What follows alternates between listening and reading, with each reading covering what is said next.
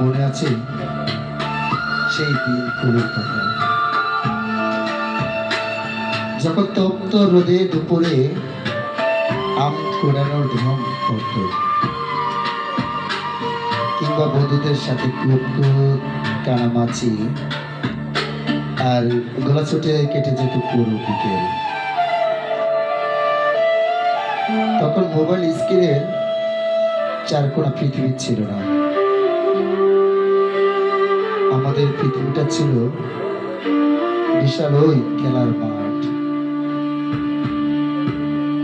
পকেটে টাকা না থাকলেও সুখের কোনো কমতি ছিল না। আজ আজ আমরা অনেক বড় হয়ে গিয়েছি,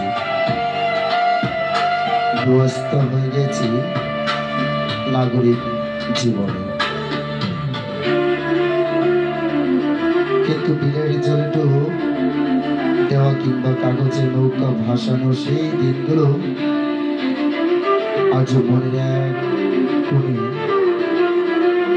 ঠিক আগের মতোই সতেজ রয়ে গেছে।